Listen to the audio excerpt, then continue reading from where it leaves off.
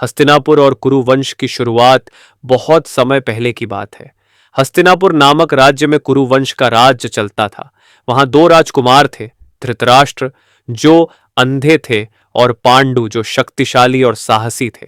धृतराष्ट्र के 100 पुत्र थे जिन्हें कौरव कहा गया, और पांडु के 5 पुत्र थे, पांडव, युधिष्ठिर, भीम, अर्जुन, नकुल और सहदेव।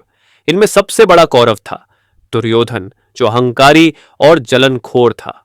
कौरव पांडवों से ईर्ष्या करते थे। एक दिन कौरवों ने शकुनी मामा की चाल से पांडवों को जुए के खेल में बुलाया। युधिष्ठिर ने सब कुछ हार दिया, राज्य, संपत्ति और यहां तक कि द्रौपदी भी। सभा में दुर्योधन ने द्रौपदी का अपमान किया। तभी श्री कृष्ण ने चमत्कार किया। द्रौपदी की साड़ी अंतहीन होती गई और उसकी लाज बच गई। पांडवों को 13 साल का वनवास और 1 साल का अज्ञातवास मिला। पांडव जंगल में कष्ट झेलते रहे। उनके साथ द्रौपदी भी थी। श्री कृष्ण समय समय पर उनसे मिलने आए और उन्हें वचन दिया, धर्म की जीत जरूर होगी। वनवास के बाद पांडवों ने अपना राज्य मांगा, लेकिन कौरवों ने इनकार कर दिया। पांडवों की ओर से श्री कृष्ण ने हस्तिनापुर दरबार में शांति प्रस्ताव रखा। उन्होंने कहा, अगर तुम 5 गांव भी दे दो तो युद्ध टल सकता है। लेकिन दुर्योधन ने घमंड से कहा, मैं सुई की नोक जितनी जमीन भी नहीं दूंगा। अब युद्ध निश्चित हो गया।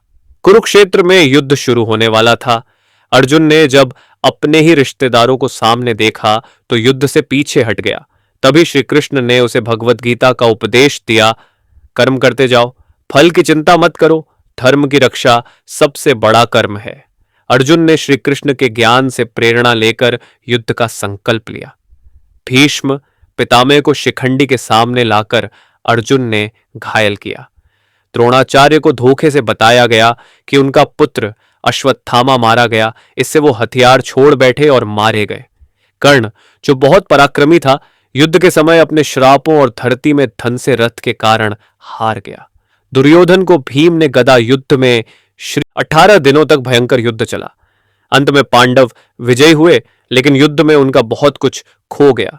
युधिष्ठिर ने राज्य तो पाया, लेकिन उन्होंने सिंहासन त्याग दिया। 5 भाई हिमालय की ओर चल दिए, मोक्ष की तलाश में। इस कहानी से क्या सीख मिलती है? लोभ, घमंड और अन्याय का अंत हमेशा विनाश होता है। सच्चाई और धर्म की